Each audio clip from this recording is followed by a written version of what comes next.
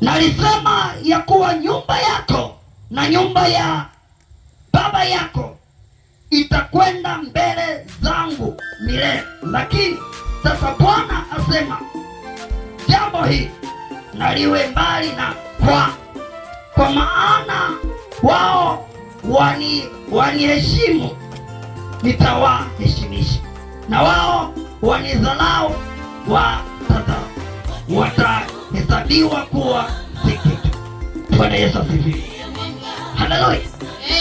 Maneno ya Mungu yalikuwa yanazungumza. Tunapozungumza Israeli, ni mimi na wewe na. Bwana Yesu asifiwe. Haleluya. Sisi ndio Israeli. Bwana Yesu asifiwe. Sema Mungu alikuwa anasema na wana wa Israeli. Mungu anasema na sisi leo. Bwana Yesu asifiwe. Haleluya.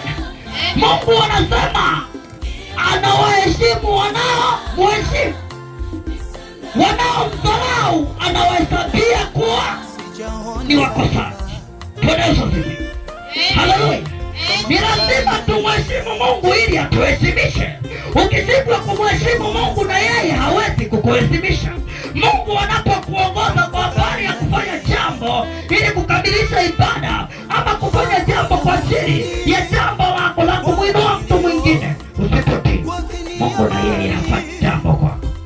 Bwana Yesu asifiwe. Haleluya. Haleluya.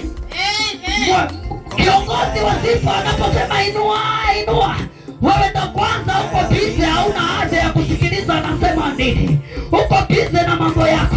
Anasema ruka Kimasai, wewe ndo kwanza huna hizo habari za Kimasai. Unasema kwani mimi ni Mmasai wakati mimi ni Mdengereko, mimi ni Mnyakyusa, ni Mdari, nawezaje kuruka Kimasai? Anaposema cheza Kidengereko, unasema mimi sio Mdengereko, siwezi kucheza kama Wandengereko. Anaposema kanyaga, kanyaga, mimi sina haja ya kukanyaga, kwa sababu nyumbani kwangu hakuna vipuyu vya kichawi, nyumbani kwangu hakuna magonjwa, familia yangu iko sawa. Nataka nikwambie, sauti inayotoka madhabahuni inakuwa ina makusudi katika kwenye ule wakati. Hata kama ni rafiki yako ulizoeana naye sana, anapokuambia fanya jambo fulani, ili mradi linahusiana na Mungu, ili mradi lilo neno la Kimungu, napaswa kutii na kulifanyia kazi. Anaposema kanyaga, na wewe kanyaga. Anaposema ruka Kimasai, hata kama hujui unajitahidi. Anaposema cheza Kinyakyusa, hata kama hujui unajitahidi, unajitengeneza, unajikuta unaweza kidogo kidogo. Vile unavyocheza ndipo Bwana anapochuka kwenye maisha yako, anakubadilisha na kuinua, anaponya udhaifu wako, anaponya magonjwa yako, anakuinua kwa viwango vya juu. Bwana Yesu asifiwe. Haleluya. Haleluya. Haleluya. Basi simama kwa miguu yako, atia kiti chako cha muujiza, upige kelele ya ushindi, ukaseme Bwana, nimesikia kutoka kwako, nitakuwa ni mtii. Simama kwa miguu yako.